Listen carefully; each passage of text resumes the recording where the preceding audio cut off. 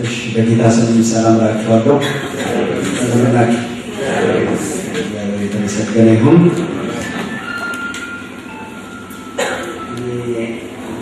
ጆሴ ሲናገር ነው እዚህ ያለ ባለፈው ሳምንት ትዝ ብሎኝ ሳልነግራችሁ ረሳሁ። እኔ በጣም እንደው አስተዳደጌ መሰለኝ በጣም በተወዳጅ ስም ነው ያደረኩት እና በቃ ማሙሽ ተብዬ ነው ያደረኩት። የፖለቲካ ስም ናት እና በቃ ማሙሻ ተባልኩ ዘለቁ እንግዲህ እስከዚህና ድረስ ማለት ነው። የልጅ ስም ናት፣ የቤት ስም ናት እና መሀል ላይ ትንሽ ጎርመስ ስል ሀይስኩል ስገባ ምናምን እኔም አምሮኝ ያውቃል የአንተ የትልቅ ሰው ስም አይሻልም ምናምን ብለው ጓደኞቼ መክረውኝ ያውቃሉ። ለመለወጥ ሞክሬ አውቃለሁ። እንትን ስንል ሞክሬ አውቃለሁ። እንትን ስንል ሞክሬ አውቃለሁ። በቃ እምቢ አለኝ። ወደድኳት ስሜን። በኋላ ዘለቁ በቃ በኋላ ኮሌጅ ገባ ስልክ እንደዚሁ እንዴት አንተ በልጅ ስም ኮሌጅ ትገባለህ በሚል በቃ ሞከርኩ። በቃ የተለያየ በሳም በቃ አልተስማ በቃ እኔ አይዲት ብሎ መወለድ በጣም ወዳለሁ መሰለኝ። በቃ ብሎ ፖለቲካዋ ምናምን ደስተኛ ነው።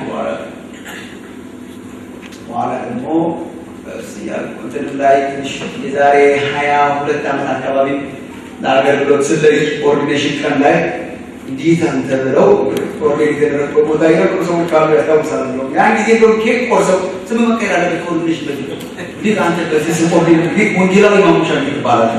ስለዚህ በወንጌላዊ ኦርዲኔት የተደረጉት በኋላ እሱንም ሞከርኩ። አምጣጣ በቃ ወዳላለ ስሜ በኋላ ስኖር ደግሞ በጣም ተደብቄ አሁን ደግሞ ስታገባ እንዲሁ አሁን በዚህ በትንሽ አሁን ልጆች ስትወልድ እንዴት በቃ ልጅ ማሙሽ ያ ጊዜ ማሰብኩበት አለ። በቃ እኔ ስትወዱኝ ነው ደስ የሚለኝ ማለት ነው። በቃ ዝም ብሎ ማሙሻ ሲሆን በጣም ደስ ይለኛል። በቃ ያው አለ ሶስት ልጆች አሉ። ሸንቋቸው እነሱ እና በኋላ ያው አገልግሎት ደግሞ የሚጨመርልን ስም አለ። አገልግሎት ሰው ከፍቅሩ የተነሳ በቃ ወንጌላዊ ሲለኝ ፓስተር ሲለኝ ምን ሲለኝ ፋይን ምንም አክብሮታችሁን ለመግለጽ ነው። ይሄ ምንም ነው የለበትም። በነገራችን ላይ ሰው አክብሮት ስገጥ ምንም ነው በጣም የለበትም። ግን እኔ በቃ ይሄ ሁሉ በማሙሽ ነገር ስላደረግ በቃ እና አሁን ደግሞ መጨረሻ አካባቢ ቦታ አካባቢ ምናምን ጀምሮ ትምህርት ተማር እና ጨርሱ እና እቺ ዶክተር ምናምን ነገር መጣና ያራቃችኝ ምናምን ይመስለኛል። እኔ በቃ ወንድም ማሙሻ ምናምን በጣም ወደታል እና በቃ ቅድም ሰሌን ሲናገር ለእናንተ እኔ ቦታ አሁን ትምህርት ቤት ባስተምራችሁ ባይሆን ኮሌጅ ብትመጡ እሺ ዶክተራችሁ ነኝ በቃ ይሁን ክላስ ውስጥ እዚህ ግን እኛ ወንድሞችና እህቶች ስለሆነ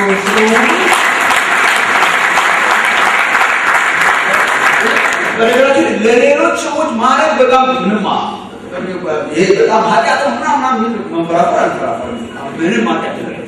ሰውን አክብሮ መጥራት በጣም እኔ ልንዴ እንዲህ አለች ምን ታደርጋለህ? እኔ እንዲህ አለ በቃ እኔ ማሙሻ ሰውን በጣም ደስ ይለኛል። ደግሞ ወንድም ሲጨመርባት በጣም ወዳሳል እና አደራችን ለማለት ነው። ግልጽ ነው ወይስ አሁን በስንታችን የሐዋርያት ሥራ ምዕራፍ 2 ባለፈው ሳምንት የተነሳንበት የመጽሐፍ ቅዱስ ክፍል እሱን በማንበብ እንጀምራለን። ሐዋርያት ሥራ ምዕራፍ 2 ቁጥር 41 ጀምሮ እስከ ቁጥር 47 ድረስ የመጀመሪያዎቹን ቅዱሳን ይኖሩ የነበረበትን የኑሮ አኗኗር የሚገልጽ ስለሆነ ሳመሪ ስለሆነ እሱን እናነብና የጀመርነውን ትምህርታችንን እንቀጥላለን። ሐዋርያት ሥራ ምዕራፍ 2 ቁጥር 41 ጀምሮ እስከ ቁጥር 47 ድረስ ያለውን አነባለሁ። ቆመን የምትችሉ ከሆነ እናነባለን።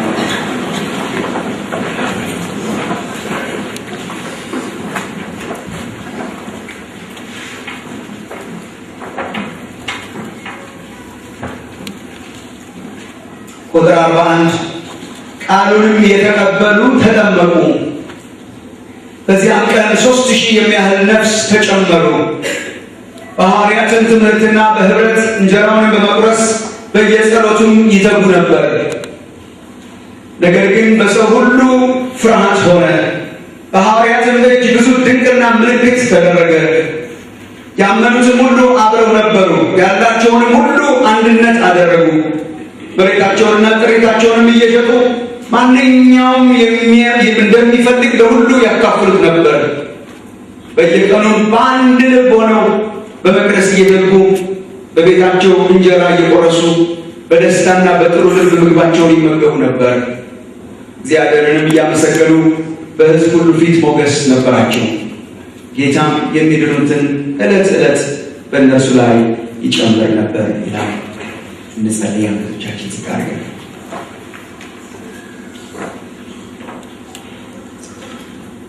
ጌታ አምላካችን ሆይ እናመሰግናለን። ሕይወት ስለሰጠህን ክብር ላንተ ይሁን። የዘላለምን ሕይወት ካንተ ዘንድ ተቀበለን ጌታችን ሆይ። ይህም ደግሞ እንደኛ ስራ ሳይሆን እንደ ምሕረት ብዛት ነው። ጌታ ሆይ ክብር ላንተ ይሁን። አቤቱ እኛ በጽድቃችን ልንመካ አንችልም፣ በቅድስናችን ልንመካ አንችልም፣ በማንነታችን ልንመካ አንችልም። የሚመካ ቢኖር በእግዚአብሔር ይመካ ተብሎ ተጽፏል። ከሰው ዘንድ አይደለም። ጌታችን ሆይ አቤቱ እግዚአብሔር ሆይ ከአንተ ዘንድ በሆነ ምሕረት ስላገኘህን እናመሰግንሃለን። ጌታ እግዚአብሔር ሆይ ዛሬም በፊት የቆምነው ስለ ብዙ ምሕረትህ ነው እንጂ ስለ ጽድቃችን አይደለም። ጌታ እግዚአብሔር ሆይ በምሕረትህ ዕለት ዕለት ስለምታኖረን ክብር ላንተ ይሁን። እናመሰግንሃለን። ከክፉ ዕለት ዕለት ስለምታድነን ክብር ላንተ ይሁን። ቤተ ክርስቲያንን እንድንሆን ስለጠራህን ተመስገን ጌታችን ሆይ።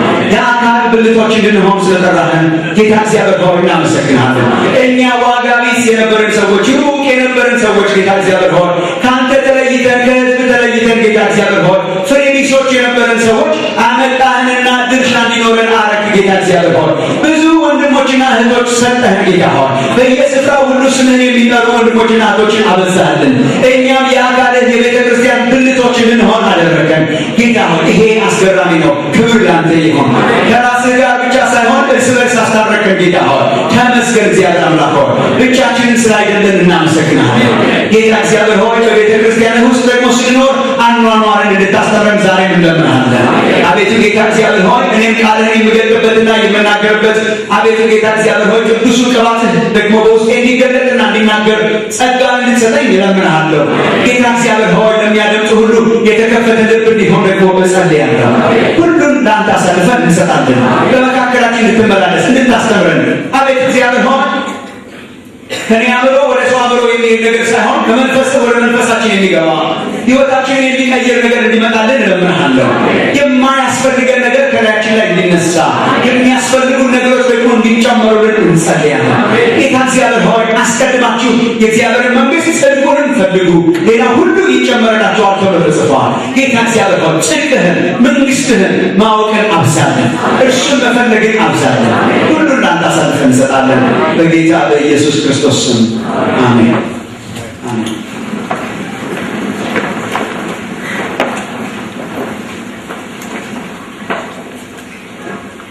እሺ ባለፈው ሳምንት ለነበራችሁ ሰዎች ያው በእግዚአብሔር ማደሪያ ቤት መኖር በሚለው ርዕሳችን ስር ባለፈው ሳምንት ደግሞ የጀመርነው ነገር ከዛ በፊት ባለው ጊዜያት ስለ ቤተክርስቲያን ማንነት በጣም ብዙ ተነጋግረን ስለነበረ ደግሞ ቤተክርስቲያን ለቤተክርስቲያን እግዚአብሔር ያሰባሰበን ለምንድን ነው? የእግዚአብሔር ዓላማ ምንድን ነው? የእግዚአብሔር አጀንዳ ምንድን ነው? ብርቱ አጀንዳው ምንድን ነው የሚለውን ለማየት እየሞከርን ነው። እንድንሰባሰብ፣ በዓላማ እንድንተሳሰብ፣ እግዚአብሔር ከሌለበት ዓላማ እንድንጠበቅ፣ እግዚአብሔር ከሌለበት አጀንዳ እንድንጠበቅ እግዚአብሔር ምንድን ነው የሚፈልገው? ለምንድን ነው ያሰባሰበን? ዓላማው ምንድን ነው የሚለውን እየመረመረ ነበር። የቤተ ክርስቲያን ተልእኮ ነው እያየን ያለ ነው። በጋራ እግዚአብሔር እንደዚህ ሲጠራን ዓላማው እግዚአብሔር የሰጣት የቤተ ክርስቲያን አጀንዳና ተልእኮ ምንድን ነው?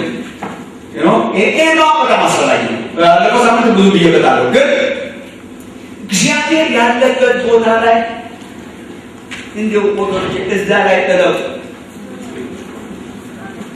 ሰው ማለቁ ላይ ጆሮ እየዘመረን ማለት ነው። በፈቃድህ ስር ይሁን መቃብሬ ያሰብከውን ኖሬ ብሎ እንደዘመረን ማለት ነው ፓስተር ዮሐንስ።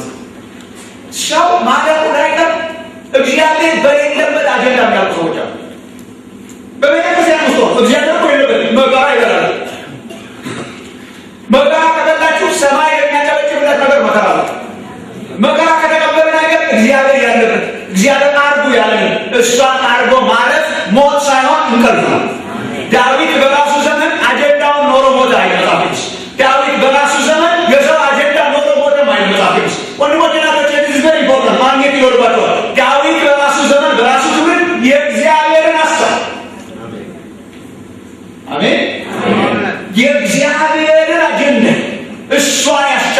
እግዚአብሔር።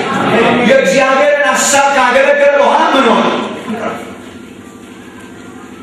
የምንሞተው የምንኖረው የምንተነፍሰው ጉልበታችንን የምናፈሰው ገንዘባችንን የምናፈሰው ጊዜያችንን የምንሰጠው ጉልበታችንን ሰጥተን የምናገለግለው እግዚአብሔር ያለበት አጀንዳ መሆኑን ማረጋገጥ ያስፈልጋል። እግዚአብሔር ከሌለበት ነገር ውጡ። አያመሰግናችሁ፣ ሰማይም አያመሰግናችሁ፣ በምድርም ራሱ ትጎዳላችሁ። እኔ በጣም ከእንደዚህ አይነት ኪሳራ ጊዜ ሊቀበል በምድርም ሰውነታችን ገብ በምድርም ተጎድተ ሰማይ ፈገግ የማይልበት ነገር ላይ እግዚአብሔር አምላክ ይጠብቃል። ቤተ ክርስቲያኑን በአጀንዳ ነው ይጠራል። እግዚአብሔር አጀንዳ ሰጥቶ ነው ይጠራል። እንደፈለግን ልናደርጋት አንችልም። ሁሉን ስራ እንድትሰራ ማዘጋላችሁ ቤተክርስቲያን ሜጀር የሆኑ እግዚአብሔር የሰጠን አሳይመንት አለ እንደ ህዝብ። እሱን ዓላማ ይዞ የተሰለፈ እግዚአብሔር ስራ ነው። እንደምንዘምረው ዓላማ ይዞ የተሰለፈ የሚያስፈራ ነው። ነው ዜማ ምን ስለጀመርኩ ራሱ ይቀርባል። በተመረቀ ነው ማቅረብ የምችለው ዓላማ ያለው የእግዚአብሔር ስራ ሞገስ ነበራቸው ሲል ዝም ብሎ የሚመጣ ነገር አለ። ሞገስ ከእግዚአብሔር አጀንዳ ጋር ስለተባበረ ሊመጣ ወገኖች፣ እግዚአብሔር አንድን ነገር ሲባርክ የሚሰጣቸው ነገር እንደገና ወደኋላ ተመልሼ ላደርጋቸዋል። ሞገስ እግዚአብሔር አለው ማለት ነው። በሰው አትገኝ፣ በትምህርት አትገኝ፣ በምንም ነገር አትገኝ። ሰው የሚሰጣት ነገር ሞገስና ማስፈራት ነበራል። ያስፈሩ ነበር የመጀመሪያው ሐዋርያ። እየጠላቸው ይፈሯቸዋል። እንዴት አይነት ነገር! እየጠላቸው ይፈሯል። ሞገስ ነበራቸው በላቸው ነው። ከተማይቱን ገለባበጧት የሚል ድምፅ ነው የሚሰማው ስለነሱ። ያልተማሩ ናቸው ግን ሞገስ ሰጥቷቸዋል። እግዚአብሔር ለምንድን ያላችሁ እንደሆነ እግዚአብሔር የሚያሸጠው አጀንዳ ላይ ስለሆነ እግዚአብሔር ያለንን ከሆነ የእግዚአብሔር ሞገስ ከኛ ጋር ይሆናል። እግዚአብሔር ያለንን እያደረግን ከሆነ እግዚአብሔር የሌለበት ቦታ ላይ እያደረግን ከሆነ ይከናወን ይሆናል። የሆነ ነገር ብልጭ ልናንችል ይሆናል። የእግዚአብሔር ሞገስና ማስፈራት ግን ከኛ ጋር አይሆንም፣ አይወሰድብን። የእግዚአብሔር አለሁነት አይወሰድም። እሱ የሚሆነው ግን እግዚአብሔር አጀንዳ ላይ ስለተባበረ እና ባለፈው ሳምንት የመጀመሪያውን አይተናል። የሚያሰባስበን የመጀመሪያ ነገር ፕራዮሪቲያችን ቤተክርስቲያን ያለችው ለአምልኮተ እግዚአብሔር ነምበር ዋን ይሄ ነው። ባለፈው ሳምንት አይተናል። አሰባሳቢያችን ይሄ ነው። ስንሰባሰብ ዋና አጀንዳችን የመጀመሪያ ዓላማችን ወለላ ስታስታውሱ ማለት ነው። አሁን ስንገናኝ ዓላማችን ወለላ ወንድም ምናምን በኋላ ነው የሚመጣው። ወንድም ምናምን ቀስቶ ነው የሚመጣው። መጀመሪያ ጌታ አምላክህን ምን አለ? በፍጹም ሀሳብ፣ በፍጹም አእምሮ፣ በፍጹም ጉልበት ምን አለ? በሩታ ቃባ መጫሻው ለምን የተሰባሰብ ጌታ አምላክህን ወለላ በቃ ወለላ እግዚአብሔር ይቀጥፋ በረጋጀ ወለላ ተሳካለን ወደ ጎን ይሳካለን። ወደ ሰማይ ያቀለለው ሰው ለወንድሙ ይቀልጣል። በረጋጀ ይቆም ሰማይ ከምድር ጋር የተጣበቀ ከሰማይ ጋር ብንነካካ ከምድር ጋር እንነካካለን። ከምድር ጋር ካሉ ወንድሞቻችን ጋር መነካካት ያቃተን ሰማይ ጋር መነካካት ስላቃተን ሰማይ የነካ ሰው ምድር አይከብደው። እግዚአብሔር ከሰማይ ጋር የሚነካካ የአምልኮ ህዝብ ያድርግ ወንድሞች ናቸው። ከሰማይ ጋር ለተለ የሚነካካ ከእግዚአብሔር ጋር የተጣበቀ ጌታ አምላኩን የሚወድ ይሄ በህይወትም በዝማሬ እንዳነማለት በቃ ለዚህ ነው ፕራክቲካችን ይሄ የቤተክርስቲያን አጀንዳ ይሄ ነው ወንድሞች ናቸው። ሌላ አጀንዳ ሊኖር ሌሎች አጀንዳዎች አሉ። እግዚአብሔር ስራ ግን ከዚህ የሚበልጥ ነገር የለም። ዋናው አምልኮት እግዚአብሔር እና እየተሰባሰቡ ያመልኩ ነበር። እንጀራን በመቁረስ ያመልኩ ነበር። እግዚአብሔርን እያመሰገኑ ባለፈው ሳምንት ያለ እግዚአብሔርን እያመሰገኑ መቆሚያ የሌለው የእግዚአብሔር ዓላማ እያመሰገኑ ባለፈው ሳምንት እንዳለ በመንፈሳዊ ቅኔ በዝማሬ ወደ እግዚአብሔር መቅደስ ግቡ ነው ዘምሩ። ለዚህ ነው እግዚአብሔር የጠራ ዘምሩ፣ አምልኩ። እግዚአብሔር የጠራን ለራሱ ነው። እኛ የእግዚአብሔር ሙሽሪት ነን። ሙሽሪት የባሏ ናት። እኛ መጀመሪያ አርፈስ ፕራዮሪቲ እንዲሁ ባልን ረስታ የምትባክን ሚስት ነገር መሆን የለብንም።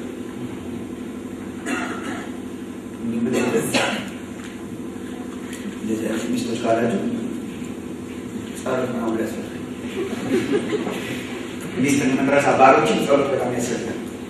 ዋናው እኛ ነን ባልና ሚስት። ምንም መብራት በሌለበት እንጀራው ቢጣፍጥ ምግቡ አሪፍ ቢሆን ጠረጴዛው አበባ ቢሆን ምንም ነገር ግንኙነት አይጎረጎርም፣ አይጠቀማም።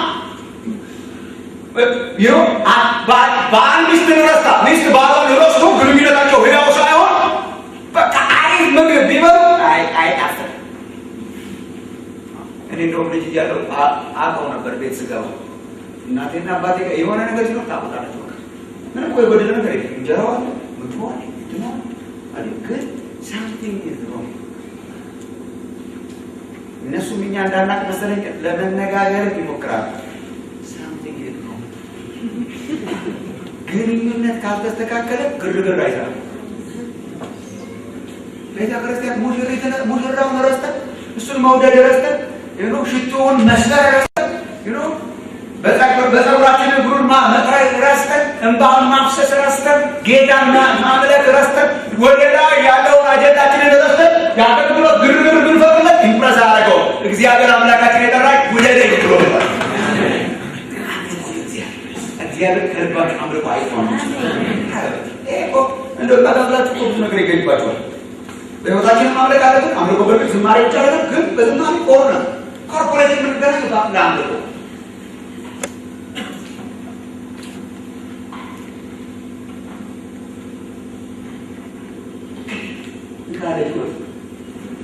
እግዚአብሔር ግን ማለት በዛ ምን ሆነና ጎበዝ በጣም ባከር ጊዜ የለም ለእግዚአብሔር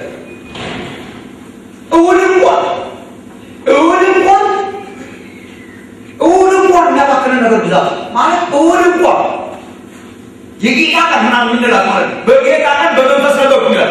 እሷን እንኳን መጠበቅ አልቻልንም። ወንድሞችና ከጠዋት እስከ ማታ የሚያባክነን ነገር በጣም ብዙ ነገር አለ።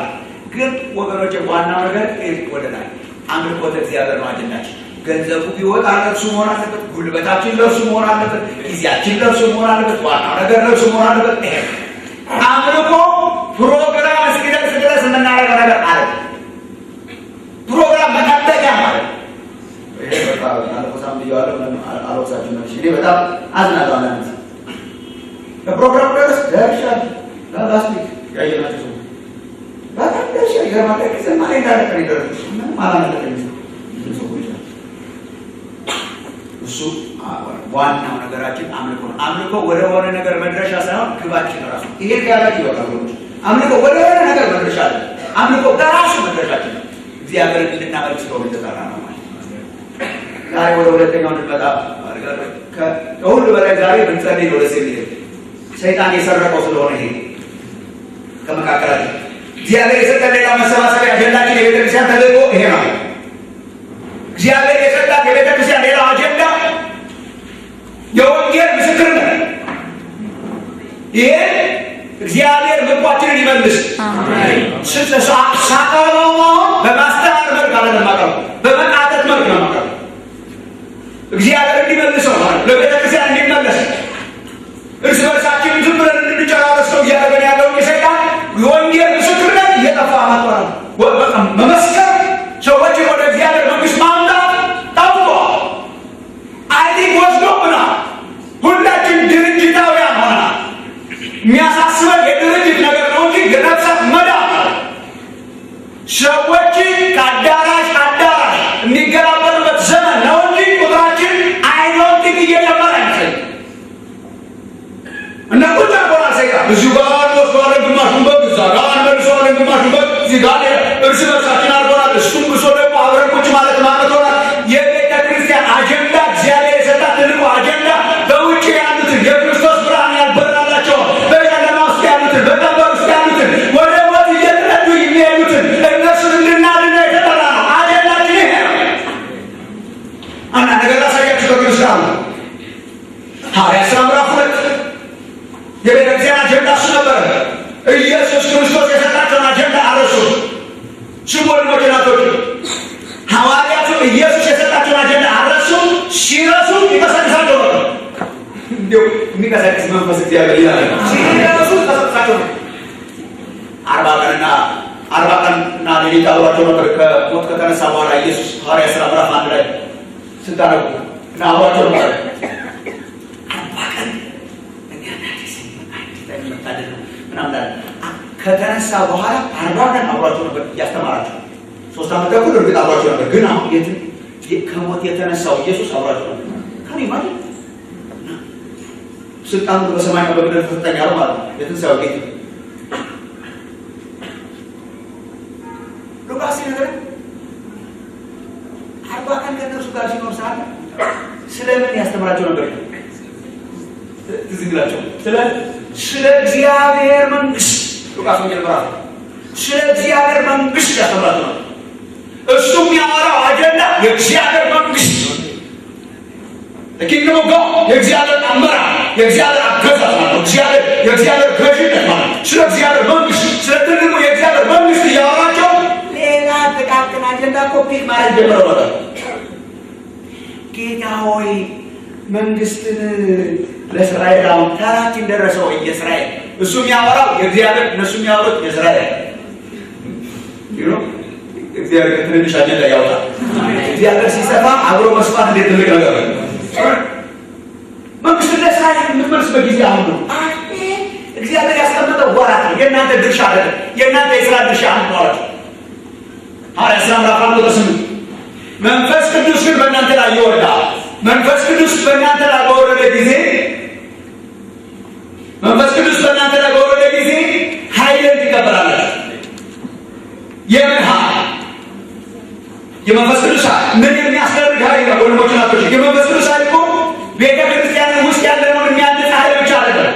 የመንፈስ ቅዱስ መውረድን እንዲያውም የምታውቁት መንፈስ ቅዱስ ሲወርድ በቤተ ክርስቲያን ውስጥ ብዙ ነገሮችን ያደርጋል። በልሳን እንናገራለን፣ ትንቢትን ያመጣል፣ ፈውስ ይሆናል፣ መገለጥ አለ፣ ታምራት አለ። ይሄ ብቻ አይደለም። ኢንፋክት የመንፈስ ቅዱስ ዋና ስራ እኛን ይሄ ማድረግ ነው። ምን ማድረግ? መንፈስ ቅዱስ በእናንተ ላይ በወረደ ጊዜ ኃይል ትቀበላላችሁ። ምን የሚያደርገን ኃይል? በኢየሩሳሌም፣ በይሁዳ፣ በሰማርያ እስከ ምድር ዳርቻ ድረስ ምኖች ያደርጋችኋል ምስክሮች። የመንፈስ ቅዱስ ኃይል የምስክርነት ኃይል አጀንዳ ያሰጣቸው ስፔሲፊካሊ ምስክሮች እናንተ ሂዱ። የእናንተ አጀንዳ ይሄ ነው። መንፈሱ ተቀበሉና መንፈስ ቅዱስ በእናንተ ላይ በወረደ ጊዜ ኃይል ይሆንላችኋል። ኃይል ትቀበላላችሁ። በኢየሩሳሌም፣ በይሁዳ፣ በሰማርያ እስከ ምድር ዳርቻ ድረስ ምስክሮች ሆናል። ይሄ ሲያቆሙ እየቀሰቀሰ እግዚአብሔር አሰልፏቸው ሲያቆሙ እየቀሰቀሰ ሐዋርያት ሥራ ምዕራፍ 2 ላይ እንደዛ ነበር። የምታድን ቤተክርስቲያን ነበረች። የሐዋርያት ቤተክርስቲያን አጀንዳዋን ያረሳች ቤተክርስቲያን ነበር። ቁጥር 41 ላይ ስትመለከቱ ቃሉን ይሰብኩ ነበር። እነሱ መሰከረ ይላል። በብዙ ሌላ ቃልም መሰከረ። የጴጥሮስ ምስክርነት መሰከረ። ከዚህ ጠማማ ትውልድ ዳኑ እያለ መሰከረ። ያስጨብጣል እግዚአብሔር። ከዛ ቃሉን የተቀበሉ ተጠመቁ። በዚያ ቀን 3,000 ተጨመሩ። አቤት እግዚአብሔር የቸርችን ሪፖርት እንደዚህ ቢያደርገው መሰከረ፣ ተጨመሩ። አሜን። እንደዚህ ሊሆን መሰከረ፣ ተጨመሩ። ከዚያ ወደታች ወረድ ስትሉ ቁጥር 47 ላይ እግዚአብሔርን እያመሰገኑ ይኖሩ ነበረ። ሞገስ ነበራቸው። ወገኖች የጌታን አጀንዳ ያዙ። ጌታ የሚድኑትን ዕለት እግዚአብሔር ይድረስልን። የሚድኑትን ዕለት በእነሱ ላይ ምን ያደረገበት ጨምር አጀንዳ የቸርች አጀንዳ ይሄ ነው። የምንተባበርበት አጀንዳ ይሄ ነው። ጉልበታችንን፣ ገንዘባችንን፣ አቅማችንን፣ አገልግሎታችንን፣ ስብከታችንን ኤቭሪቲንግ ማስተባበር ያለብን ትልቁ ሌላው የቤተ ክርስቲያን ተልእኮ የስብከተ ወንጌል ነው። ወንጌልን መመስከር፣ መስበክ፣ መጨመር፣ ሰዎች እንዲጨምሩ ነው። ይቀስቅሰን እግዚአብሔር መንፈስ። ከዚህ አጀንዳ ነው ሰይጣን ያስወጣል። ከዚህ አጀንዳ ወደ ጥቃቅን ነገር ያስወጣል። ከዚህ አጀንዳ ነው ከምስክርነት አጀንዳ፣ ወንጌልን ከመመስከር አጀንዳ ቤተ ክርስቲያን እንድትገሰግስ ተጠርታሳለን። ሰዎችን ቁጥር እንድትጨምር ተጠርታሳለን። ጨማሪ እንድንሆን ተጠርተን ሳለ የወሰደብን አጀንዳ ይሄ ነው። እግዚአብሔር ይህን አጀንዳ ይመልስ። ሲቀመጡ ሞቅ ብላቸው ሪቫይቫል ደርሶ ነበር። ኢየሩሳሌም ሪቫይቫል ሲነሳ ሞቅ ብላቸው ነበር። ከዚህ አይነት ሞቆት ያቃል ጴጥሮስ ጋር ከዚህ አካባቢ ነቅነቅ አንበል ብሎ ያቃል። ደብረ ታቦር ተራራ ይዟቸው ሲወጣ መገለጥ ተራራ ላይ እቺ ድንኳን ነከል በቃ እዚህ ኮንግሬጌሽን ነው ብሎ ያቃል። ድንኳን ነከልና እዚህ ነው ያለ ሰውዬ በኢየሩሳሌም እኮ ቆርኖስ ድንኳን ተከለው ነበር። በቃ ተረጋጉ አረም ነበር። ሰው ያከብራቸው ነበር፣ ይፈራቸው ነበር። ሪቫይቫል ተነሳ። ቤተ መቅደስ ሄዱ፣ ሽባው ይነሳ ነበር። አሜን። በጣም አስደናቂ ቸርች ነበር ኢየሩሳሌም ደግሞ። በቃ ሙቀቱ ተሰማቸው። በሙቀት ቁጭ ባሉ ጊዜ እግዚአብሔር አምላክ ዋናዎቹ እስጢፋኖስን ከመካከላቸው ሲወስደው በስደት እስጢፋኖስን ሲወስደው ሽደትን ሲያመጣ ኃይለኛ በቀል ሲያመጣ እግዚአብሔር ያመጣው ባይዞ እስጢፋኖስ ላይ አልጨከረበትም። ቆሞ ነው የጠበቀው። ጋር ዋና መልእክቱ እዚህ ያለ እዛማ ቆሞ ነው የጠበቀው። ብርቅ ብሎ ይናገር ኢየሱስ የጠበቀው ብድንጋይ እየተወገረ ይቅር በላቸው እያለ ሰማይ ቆሞ ነው የተቀበለው እስጢፋኖስ። እግዚአብሔር ታዲያ ምን እያደረገ ነበር ያላችሁ ነው? ቤተክርስቲያን እየቀሰቀሰ ነበር። ከፍተኛ ስደት አመጣባቸው። ያን ጊዜ በግዳቸው ሙቀቱን በተነው። እግዚአብሔር ያሰባስበውን ሙቀት ሲበትነው ተበተነ። የተበተኑትም ይሄ እግዚአብሔር ዓላማ የተበተኑትን ቃሉን እየሰበኩ እግዚአብሔር ምን አለ አይሆን ነው ስደት ያዳምና ማለት ነው። ስደትን ያወድ ያውነት አግሪ ማለት ማስወገድ አይቻልም። በእውነት በክርስቶስ ኢየሱስ እግዚአብሔርን እየመሰሉ ሊኖሩ የሚወዱ ሁሉ ምን ይሆናል? ስደት ማለት ግን በጣም ደስ እስቲ ስደት ሰጠኝ ምናምን አይባልም። እኔ በጌታ ያሳደገች ጌታ አንድ ጊዜ በሯ ያው በየሄደችበት ቦታ ዳግም ነገራቸዋቸው ነው። በየሄደችበት ቦታ በድንጋይ ትቀጠቅጣለች። በጣም እኛን ያሳደገች የድንጋይ ናዳ ቤቷ ላይ ይወርዳል። ሃይስኩል አስተማሪ ናት። ወደ ሃይስኩል ስትሄድ ሁል ጊዜ እንደተቀጠቀጠች ነውና እንደው እግዚአብሔር ወርካ መረረኝ በሰጥት ይጨምራል። መረረኝ ስትል ይጨምራል። በኋላ ለጋጋ ሲጨምቃት በቃ ጌታ ባከኝ ሌላ ነገር እንኳን ካለ ድንጋይ ተቀስተለ በቃ ድንጋይ አስተራ ምናምን አርባታ ከረካ ለብሮ ወደ አቃል ከዛ አስታላጅ ምናምን ስትል እግዚአብሔር ስደቱን ሳይሆን ያነሳ የስደቱን አይነት ነው የቀየረውና እሱን ጸለያ ስትወጣ አንድ ሰርግ ነበረባት። ነጭ ልብስ ለብሳ ምናምን ስትሄድ ሁሌ በድንጋይ ያለው ለካ እግዚአብሔር ጸሎቷን ሰምቷል። ያንተ ደህና ነሽ እንደምን ነሽ ምናምን አለ አለ ዛሬ ድንጋይ ሳይሆን ናች ምናምን አቧራ ማለት ድንጋይ ወደ አቧራ ይቀየር ይሆናል እንጂ ወይ ወደ ስድብ ወይ ወደ ቦሪ ወይ ለምናምን ይሆናል እንጂ በእውነት በክርስቶስ ኢየሱስ እግዚአብሔር እየመሰሉ ሊኖሩ የሚወዱ ሁሉ ምን ይሆናል? እስቲ ጌታ ለመምሰል ሞክሩና መስሪያ ቤት አትሰደዱ ከሆነ እስቲ ጌታ ለመምሰል ሞክሩና ቤት ውስጥ አትሰደዱ ከሆነ ደስ አይልም። ግን ይሰራል ደስ አይልም። ያንተ ምናምን አይባል። እኛ ስደት ፈርተን የምንኖር ሰዎች እንኳን የለብንም። ስደት የሚያነቃው ስደት የሚቀድሰው ስደት የሚያስመሰክረው ክርስቲያን እኮ እግዚአብሔርን ሳይሆን የሚፈራው ስደት ነው የሚፈራው ማለት ነፃነት ሲሆን ለእግዚአብሔር መኖር ያልቻልን እኮ እኛ ጌታችን ስደት ነው ማለት ነው። እና እግዚአብሔር እንደዚህ አይነት ነገር ያምጣል እንደሰሰር ግን በዚህም ይሁን በዚያ የሚቀሰቅሰውን መንፈስ እግዚአብሔር ይላክሽ እያቃሻቃሻን ያቀጣቸው አንዳንድ ጊዜ ለአሕዛብ አልናገር ሲሉ እነ ጴጥሮስን እየያዘ በግድ ራእይ እያሳየ ሐዋርያት ሥራ ምዕራፍ 10 ላይ ጴጥሮስ በቃ ዘና ብሎ አሁን ዘና ብሎ ነበር። ሰማርያ ደርሶ መጣ። ከዮሐንስ ጋር ሰማርያ ሄደው በሰማርያ በጣም ታላላቅ ታምራት ሆነው ፊልጶስ ብዙዎችን አድኖ ነበር። አጋንንት ከሕዝቡ ላይ እየጮሁ ይወጡ ነበረ። ሰዎችንም ደግሞ በውሃ ያጠምቅ ነበረ። ኢየሩሳሌም የነበረችው ቤተክርስቲያን ያዕቆብን ማነው ጴጥሮስንና ዮሐንስን ላኳቸው ወደ ሰማርያ ሄደው እጆችን እንዲጭኑና በመንፈስ ቅዱስ እንዲሞሉ ማለት ነው። እጆችን ጫኑባቸው፣ በመንፈስ ተሞሉ። ኃይለኛ ሪቫይቫል ነበረ። ጴጥሮስ ተመልሶ ኢዮጴ አካባቢ በስምዖን ቤት ቁርበት ባለው ቤት ውስጥ ዘና ብሎ ነበር። እግዚአብሔር ቁምንም ዘና አላስደረገው። እረፍት ላይ ነበር። ዘና ብሎ በባህር ዳርቻ ያለ ቤት ነበር ይላል። እንትን ነው ማለት ቢች ዳር ያለ ዘና ብሎ ወንድማችን እግዚአብሔር እያመጣ ትሪከራ እያመጣ ሸማ የተለያዩ አይነት እንስሳት ያሉበት ሸማ ተነስና ብላ እያሉት አርገህ ብላ። ይሄን እግዚአብሔር አላ ተነስና አርገህ ብላ። እግዚአብሔር በራእይ የሚናገረው ጴጥሮስን ገብቶታል። ራእይ እግዚአብሔር ስለ ሰው እየተናገረው እንደሆነ ገብቶታል። ማንንም ሰው የሚያስጸይፍ እንዳለ እግዚአብሔር ተናገረኛል። ወደታቸው ተነስ ውሰድ ነው ብላ መስገድ ይህ ቀሰቀሰው። እግዚአብሔር መልክተኛን እየላከ እምቢ ብለው ዘና ሲል እንኳን እየቀሰቀሰ ያሰራው አጀንዳ የወንጌል አጀንዳ ነው። እግዚአብሔር ቤተክርስቲያንን ወደ ወንጌል ይመልስልሽ። በቃ እየሰበኩ ዞሩ ምስክር፣ በህይወትም ምስክር፣ በቃልም ምስክር፣ ህይወታችን ምስክር። በነገራችን ላይ መስካሪ ትሆናላችሁ አይደለም? የኛ ብሎ ቃል እያወጣን መመሰክርና ትራክ የምንሰጥ ሰው ጠቅላላ ነገራችን ምስክር። እስቲ እግዚአብሔር ያድርግ ክርስቶስ ብሎ ሰው ሲያይ ምስክር። ድሮ ትሰሩ ቃል ሳያወጡ ምስክር የሆኑ ሰዎች ነበሩ። ዝም ብሎ ህይወታቸው ማለት ህይወታችንም ምስክር፣ ቃላችን ምስክር፣ ኑሯችን ምስክር። ምስክር የሰዎች ህይወት ማግኔቲክ የሆነ የሚስብ አጀንዳ ሰጥተው የጠራቸው ሐዋርያት አሳጥማጆች ነበሩ። አሳ እያጠመዱ ራሱ ምዕራፍ 5 ላይ እንደምታውቁት እና ሌሎች ወንጌላት ላይ እንደምታውቁት አሳ እያጠመዱ ሳለ እኮ አጀንዳቸውን ነው እንጂ የቀየረው ስራ ፈት አላረጋቸውም። አሳጥማጆች ነበሩ። ባህሩ ላይ ተአምር አደረገ። በጣም ተገረሙ። ሲገረሙ ጠራቸውና ኑ ተከተሉ ያለ። ምን ታደርገናለህ ኢየሱስ? ተከተሉ። እኔ ደግሞ ብትከተሉ ሰዎችን አጥማች አደርጋቸዋለሁ። እግዚአብሔር ስራ ፈት አድርጎ አላስቀመጠንም።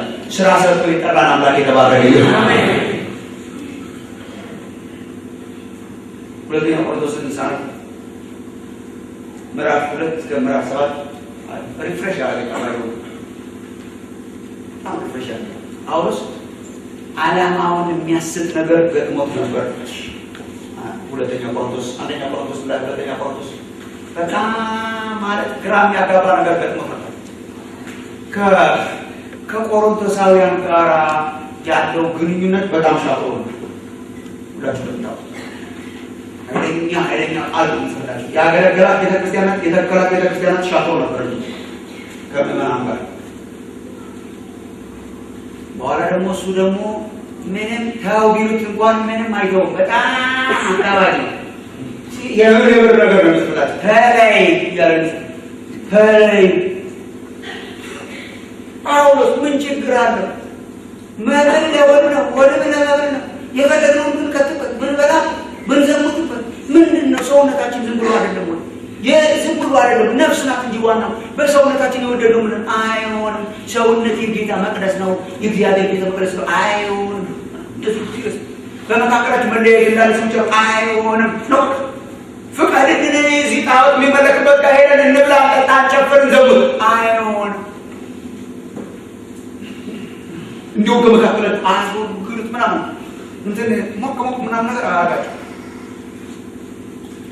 እና እያወዳደሩ እኔ የአጵሎስ ነን እኛ የኬፋ ነን ምናምን የሚሉት ነበሩ አይደል? የጳውሎስ ነን የሚሉት በጣም ጥቂት እንደሆኑ ነው የምጠረጥረው። በጣም የመረራቸው ሰውዬ ነው። አንደኛ ቆሮንቶስን ጻፍ። ከዛ በኋላም ደግሞ ሌላ ኃይለኛ ደብዳቤ ይሰልፍላቸዋል። ኃይለኛ ደብዳቤ የንስሐ ፍሬ እንዲያፈሩ ሌላ ኃይለኛ ሳይጨመርባቸው አይቀርም። ብቻ መጨረሻ ላይ ቲቶ ይልከዋል ደብዳቤ ያስይዙ። ይሄ ያጋር በመግረፊያ ነው የገረፋቸው። በልምጭ ሰጥቷቸዋል። በደንብ አድርጎ ውሰድና ይሄን ደብዳቤ አደርስ። ይሄን ደብዳቤ ካደረስክ በኋላ ደግሞ ኢየሩሳሌም ላሉ ቅዱሳን ገንዘብ ሰብስበው ይዘራሉ። ቲቶን ይልከዋል። ቲቶ ይሄና የማሳጣም ተማርክ ነው። ድምፁ ጠፋ። ወሬ አይመጣም። ቢጠብቀውም አይመጣም። ያን ደብዳቤ አንብበው ምን ሆነው ይሆን? የባሰ ገፍተውኛል ወይስ ደህና ናቸው? ከሪጋር እንዲሁ ምን አፍርቶ ይሁን እና ነፍሴ እረፍት አልነበራትም። ቲቶ እስከማገኝ ድረስ ያለ እረፍት ቲቶ ይጠብቀው ነው። ቲቶ እስኪማንን በምንም የአገልግሎት በር በብዙ ቦታ ተከፍቶልኝ አልፈልግም አልኩኝ። ቁጭ ብሎ በምን ይጠብቃል? ይሄ እኮ በጣም ኃይለኛ ነው። አገልግላችኋቸው ደብዳቤ የሰባችሁላቸው በጣም ግራ ጋብቶታል። ከዓላማ ጥላተፋተፋ የሚያሰኝ ነገር ነው። ከዛ ምዕራፍ 2 ላይ ወረድ ሲል ለምን አላንችላችሁ ባይሆን አማይታመን ነው። ሁለተኛ ቆሮንቶስ አይት ስላቤት ይሄው ሁለተኛ ቆሮንቶስ ምዕራፍ 2 ላይ እግዚአብሔር ይናስ አዛሪ ያስቀምጣል። ያው ቁጥር 12 ላይ ማለት ነው። ምዕራፍ 2 እስከ ምዕራፍ 7 ድረስ ይጋባሉ። እስከ ምዕራፍ 7 ድረስ ስለዚህ ነገር ነው የሚገርሰው። ግን እኔ ምዕራፍ 2 ቁጥር 12 ላንብብላችሁ። ስለ ክርስቶስ ወንጌል ወደ ዮሐና በመጣው ጊዜ ለጌታ ሥራ በር ምንም ይከፈትልኝ ይላል። ለጌታ ሥራ በር ምንም ይከፈትልኝ ቲቶን ወንድሜን ስላላገኘሁት መንፈሴ ረፍት አልነበረው ይላል። ካኒ ማለት መንፈስ ረፍት ሳይኖረው በምን ይጠብቃል? እሺ ከዚያ ነገር ግን ከእነርሱ ተሰናብቼ ወደ መቄዶንያ መጣሁ ይላል። ትናንት ፍለጋ ቲቶን ፍለጋ እና ቁጭ ብሎ ግራ ገብቶታል። ግራ ተጋብቶም ግን ጳውሎስ ዓላማውንና አጀንዳውን አይስትም። አንብብላችሁ ወረድ ይበሉ። ቁጥር 14 ነገር ግን የፈለገ ቢሆን ማለት ነው መንፈሱን ሳይረጋጋ አይለቀውም። ይሄ ለነገ ሊደር ብሎ የማይለቀው አጀንዳ። ነገር ግን ምን በክርስቶስ ሁልጊዜ ድል በመንሳቱ ለሚያዞረን ለእኛ በእኛም በየስፍራው ሁሉ የእውቀቱን ሽታ ለሚገልጥ ለአምላክ ምስጋና ይሁን። ይሄ ምን መሰረት ይሄ በሮም ከተማ በቆሮንቶስ በተለያዩ የሮም ከተሞች የሚኖሩ ሰዎች በጣም ይገባቸዋል። እንትን በድል መንሳት ዙረት ለሚያዞረን ምናምን ቢለው ይገባቸዋል እሱ ምን እንደሆነ። የድል መንሳት ዙረት ማለት ምን ማለት መሰላችሁ? የድል ነሽ ዙረት ባለፈው ጊዜ እንደነገርኳችሁ የድል ነሽ ዙረት ማለት ይሄ ከተማ ውስጥ ከፍተኛ ተጣርጎ የመጣ አርበኛ ለሮማ አንዳንድ ከተሞችን አስገዝቶ የመጣ አርበኛ፣ ጦርነትን ተጋድሎ የመጣ አርበኛ ከተማችን በሙሉ በድል ነሽ ዙረት እንዲዞር ይደረጋል እና ከኋላ ምርኮኞች ተሰብስበው ሰው ሁሉ ተሰብስበው እሱ ነው ድል ያደረገው እሱ ነው ያሸነፈው እያሉ ተሰብስበው በቃ ያዳመቁለት እና ጳውሎስ ምን ይላል? በክርስቶስ ድል በመንሳቱ የድል ነሽ ዙረት እያዞረ ነው ይላል። ማነው ድል የነሳው? ኢየሱስ ክርስቶስ። እኛ ምን እየሆነ? እኛ እየዞርን ነው ከእሱ ጋር በክርስቶስ ድል በመንሳቱ በድል ነሽነቱ ለሚያዞረን ለአምላክ ምስጋና ይሁን ይልና ምንድን ነው የእናንተ ድርሻ በዙረቱ? በዚህ ማርች ውስጥ ኢየሱስን ሲያዞረው በድል ነሽ ዙረት ኢየሱስን ሲያዞረው የእናንተ ድርሻ ምንድን ነው ያላችሁ እንደሆነ ይኸው እኛ የክርስቶስ የእውቀት ሽታ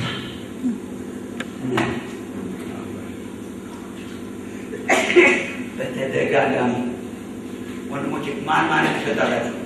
በተደጋጋሚ ይወስራችሁ በክርስቶስ በየስፍራ ሁሉ የእውቀት ሽታ አገኛችሁ። ሽታ ለሚገልጥ ለአምላክ ምስጋና ይሁን በሚድኑትና በሚጠፉት ዘንድ ለእግዚአብሔር የክርስቶስ መዓዛ አላችሁ ነገር የክርስቶስ መዓዛ ነንና ለእነዚህ ለሞት የሚሆን የሞት ሽታ ለእነዚያም ለሕይወት የሚሆን የሕይወት ሽታ እግዚአብሔር ያስቀመጠ ለምንድን ነው? ለሽታነት ማንን እንድናሳይ የክርስቶስ መዓዛ በእኛ ውስጥ እንዲወጣ በምንም አይነት ለድርድር የማይቀር በችግርና በከፍታም በምንም አይነት ለድርድር የማይቀር የማይጣል የክርስቲያን አጀንዳ የክርስቶስ ኢየሱስ መዓዛና ሽታ ኢየሱስ በሕይወታችን ሽታ መዓዛው ሲወጣ እውቀቱ ሽታ ሰዎች ሲያዩን ሲያሸቱን ሲሰሙን በአካባቢያችን ሲዞሩ የሚያዩት ሽታ የክርስቶስ ኢየሱስ መዓዛ በምንም አይነት የማይተው ነፍሱ ታውቃ ስራውን አልረሳም።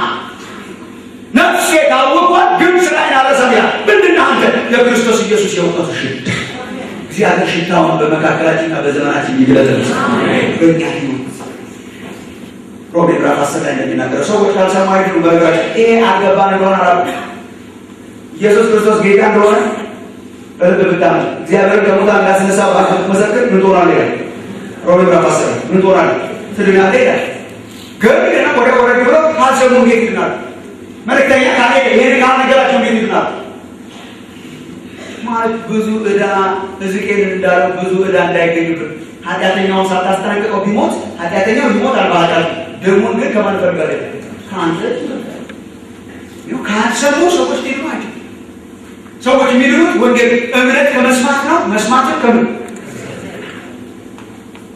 ወገኖቼ ሰው የሰጠን አጀንዳ የምንኖረውበት ቀን እግዚአብሔር ያለች የእግዚአብሔር የአምላክ አጀንዳ የእውቀቱ ሽታና መዓዛው እኛን እንዲመሰክር ከሚያስወጡን ነገሮች መጠበቅ አለብን። መጀመሪያ እንደጀመርነው ነው ወንድሞች ናቶች፣ መጀመሪያ እንደጀመርነው ነው። ማቴዎስ 16 ላይ በዚህ ጫለት ላይ ቤተ ክርስቲያኔን እመሰረታለሁ ብሎ በዛ ተሰብስባ ቁጭ ትልልኛለች አላለ።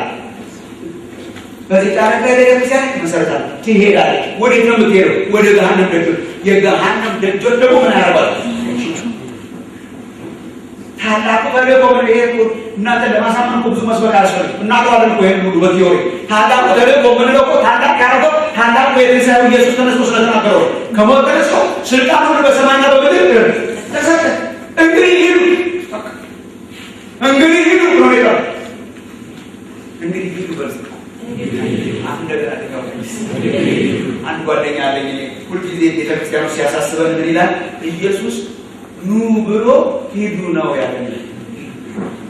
አይ ልክ ኑ ወደ ኑ ብሎ ቁጭ በሉ አላለ። እንግዲህ ምን አሉ? መጀመሪያ ወደ እናንተ ደካሞች ሸክማቸው የከበደ ወደ እኔ አሳርፋችኋለሁ ምናምን ብሎ ማርቆስ ወንጌል ሲከፍት እንግዲህ በማርቆስ ቋንቋ ወንጌል ለፍጥረት ሁሉ ምናምን ማቴዎስ እንደሚነግረን ሄዳችሁ አሕዛብን ሁሉ በአብ በወልድ በመንፈስ ቅዱስ እያጠመቃችኋቸው ያዘዝኳችሁን ሁሉ እንዲጠብቁ እያስተማራችኋቸው ደቀ መዛሙርት ያድርጓቸው። ያለ አጀንዳ ያልተወን አምላክ የተባረከ ይሁን። ጋሳችን ሂዱ ነው ያለ፣ መስክሩ ነው ያለ፣ አስተምሩ፣ ንገሯቸው። ፈቅደን እግዚአብሔር ይህንን ይመልስል። ጥቂት ነገር ግን መናገር ፈልጋለሁ ስለ ወንጌል ምስክርነት። ይህ ነገሮችን ልናገር።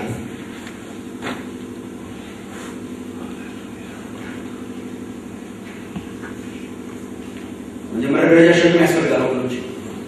ከሚበላና ከሚጠጣ ነገር ወጥተን የወንጌል አጀንዳ እንድንሸከም እግዚአብሔር ይርዳን።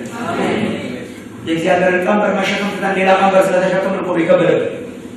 የእግዚአብሔር ቀንበር እኮ ልዝብ ያሸከመ ቀንበር አንድ ነው፣ ወንጌል ሲወቁ ይህን ሸክም መጋራት መቻል ይኖርብናል። አሁን ተጨንቆ የወንጌል ምስክርነትና የወንጌል ስብከት የኮንፈረንስና የወንጌላውያን ሆኗል። የኮንፈረንስና የወንጌላውያን የወንጌል ስብከት የሁላችን ኃላፊነት። አንደበታችን እንዲከፈት የፍርሃት ቀንበር ከሕይወታችን የተሰበረ ይሁን። ሸክም እንዲሰማ እግዚአብሔር ያላሸከማችሁ ሸክም አትሸከሙ። በጣም ይህ ስለምወዳችሁ ነው እንደዚህ የምናገራችሁ። እዚህ ስመጣ በደንብ የምናገሩ ያው ከሌላ ነገር ውጡ ፕሊስ። ክርስቲያን ሲያድግ በጣም መስካሪ ነው። እንዲያውም ማደጋችሁን የምታውቁት ስትመሰክሩ። ድንገት ሰው ሲያድግ በምን ያስታውቃል? ይመሰክራል ስለ ጌታ ኢየሱስ። ሰው ሲያድግ ቁጭ ብሎ የቸርች ወሬና ሀሜት ያወራል። ሆኖ ተገልጧል። በጣም በጌታ አድጓል። የቸርች ነገር በጣም ገብቶታል እና በጣም ስለ እንትናን ያውቃል፣ ስለ እንትና ሚኒስትሪን ያውቃል፣ አሰነጣጠቃቸውን ያውቃል፣ አመጣበቃቸውን ያውቃል፣ እንትንን ያውቃል፣ ስለ እንትና ሚኒስትሪ፣ ስለ እንትና፣ ስለ ቸርች፣ ስለ እንትን ሲያወራ ይውላል እና በጣም አድጓል ማለት ነው ብለን ቁጭ ያለውን ወሬ የሚያወራውን ሰውዬ በጣም አድጓል እንለዋለን። እንዲያውም እንዲያገለግለን እንሾመዋለን። እሱ ቁጭ ብሎ እኛን ቁጭ አለ። ሰው ሲያድግ ያው ሀያ 19 ላይ ሻወር እየበረታ መጣ ይላል ጳውሎስ። ሻወር እየበረታ መጣ ይልና ቁጭ ብሎ ያወራ ነበር። ሻወር እየበረታ መጣ። በአካባቢው ይኖሩ ለነበሩ አይሁድ ኢየሱስ እርሱ ክርስቶስ እንደሆነ በግልጥ ይመሰክር ጀመረ። እየበረታ መጣ። ሻወር እያደገ መጣ። በምን ይታወቃል? በኢየሩሳሌም ይኖሩ ለነበሩ አይሁድ ኢየሱስ እርሱ ክርስቶስ እንደሆነ በግልጥ ይመሰክር ነበር። ሰው ሲያድግ ምን ያደርጋል? ይመሰክር። ስለማ ስለ ኢየሱስ ክርስቶስ። እንግዲህ ወገኖቼ እግዚአብሔር ያሸከመን አይደል? ይሄ ሌላው መርዝ ነው። እኔ ልንገራችሁ ወገኖቼ፣ ህይወታችሁን ሪፍሬሽ የሚያደርግ ነገር ልንገራችሁ። ወሬ መርዝ ነው። ቁጭ ብለን እናወራለን፣ መርዝ ነው። አጥንትን ሰርስሮ የሚገባ መርዝ አለ። እግዚአብሔር ያንን መርዝ ከህይወታችን ያስወግድልን። እግዚአብሔር ኤነርጂ በህይወታችሁ የምትጋጋሉ እግዚአብሔር የሰጣችሁን አጀንዳ ስትኖሩ ሪፍሬሽ ያጋውራል፣ ያሟሙቃል። አሁን ስንመሰክር ቃል ስናነብ ምናምን ስንሆን ስንጸልይ እግዚአብሔር የሰጠን ነገር ስታደርጉ የምታውቁት ነገር ያጋግራችሁ። ያኛው ያደክማችሁ። እግዚአብሔር ከሚያደክምና ከሚያዝል ነገር አውጥቶ ወደ ወንጌል አጀንዳ ውስጥ ያስገባል። መልካሙን የሚስራች የሚናገሩ እግሮቻቸውን ጌታ ማርናቸው ይረጻሉ። እግር ኖርማሊ አያምርም። የዛ ጊዜው ደግሞ አቧራ እያፈሰ ስለሚሄድ አያምርም። ያማረ እግር የሚባል ግን አለ። ያማረ እግር መልካም ዜና ይዞ የሚሮጥ እግር ነው።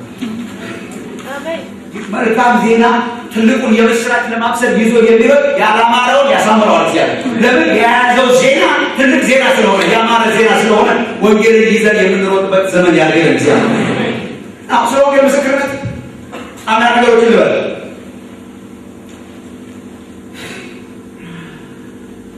ቸርች አካባቢ ሳይ ስለ ወንጌል ወይ አንመሰክር፣ ዝም ነገር ነን። ህይወታችን ማይናገር ቃላችን ማይናገር ነው አብዛኞቻችን። እናንተ ሰፈር አለው ዝም ነገር ነው ህይወታችንም ምንም አይልም። ኮሌጅ ዩኒቨርሲቲ የነበሩ ልጆች ወደ ተለያየ ሀገር በቃል ነበር የሚሄዱ የነበሩት። ከጣጣው ሲሄዱ ሁሉ ክርስቲያን እቃ ይቀየር ነበር። ይዛ ጊዜ የተመደቡበት ቦታ እንደመሰክር ጌታ ጠርቶኛል ብለው ስለሚያስቡ እቃ ይቀየር። ጋምቤላ ይሄዳሉ፣ ጎንደር ይሄዳሉ፣ ኤርትራ ይሄዳሉ፣ እንትን ይሄዳሉ፣ ኤንወርስ ይሄዳሉ። እና እቃ በጣም ብዙ ጊዜ እቃ ይሸጣል። ከተማ የደረሰው ሰው በደንብ ቸብችቦት ገጠር ይሄዳል፣ ወይ ደግሞ ገጠር የደረሰው ከተማ ምናምን ይሄዳል። ክርስቲያኖች አያሉት እቃዬን ሳወጣ እግዚአብሔር ልኮኛል ቸርች እንድተከል ብሎ ነበር ጌታ።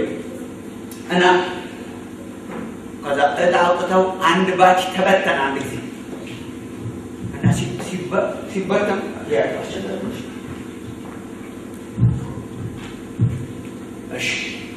ሲበተን የሚቀጥለው ዓመት ተገናኝተን ጌታን እናመስግን ብለው ቀጠሮ ይዞ ነበር የተለያዩ እና ተበተኑ በምድር ላይ። በኋላ በሚቀጥለው ዓመት ተገናኝተን ተመልሰው ሲገናኙ በጣም ጌታን የሚያመሰግኑበት በጣም ብዙ ነገር አላቸው እና እያንዳንዱ እጅ እያነሳ አመስግኑልኝ ጌታ ምናምን ይላል። እሺ እኔ የሄድኩበት ከተማ ምንም ወንጌል አልተጀመረም ነበር። ለተማሪዎች መሰከርኩና ፕሬዝዳንትን አረጉና ቸርች ተተክላለች። አሁን የትል ቤተክርስቲያን ተጀመረ። ከዛ ይመሰክራል አመስግኑልኝ ጌታ። እሺ ሲሄድ እንኳን በጣም ጥቂት ክርስቲያኖች ነበሩ፣ ግን መስክሬ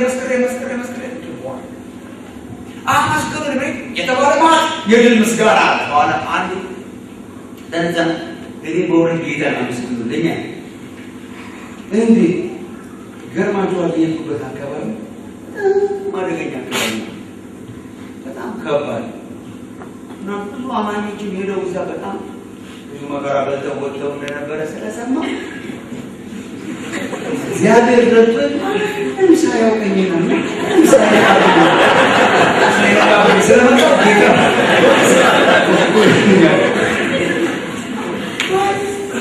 ሳያውቅና ማንም ሳይነቃብን እንኖራለን። የምንኖርበት ኮንዶሚኒየም አካባቢ ልዩነት የለም፣ የምንኖርበት ሰፈሮችም ልዩነት የለም፣ ለቤት ውስጥም ልዩነት የለም። ማለት ህይወቴ ይናገር እንዳለ ህይወታችንን ያን ያለ አይናገር። ምን ሆኖ ነው የሰው ጉቦ የማይቀበለው ነገር አንባል ላታሪያ ነው ተቀበለ ምን አሁን ሰው ህይወቴ ይመስክር ብዬ ነው ይሏል። ህይወት ሲመሰክር ባይሰው መነጋገሪያ ያለ what is unique about this person መነጋገሪያ ያለ ወይ አንደበታችንም ዝግ ነው፣ ህይወታችንም ዝግ ነው። ወይ ደግሞ ወይ አንመሰክርም ወይ አንናገር ወይ ደግሞ ምን አይነት አመሰካከር አለ ለመገላገል። አንድ ሰው ሳትመሰክር አመቱ እንዳያልፍ የሚል አስተያየት ስለወሰደ እንደምንም ብለን ኢየሱስ ክርስቶስ ያድናል። አሜን።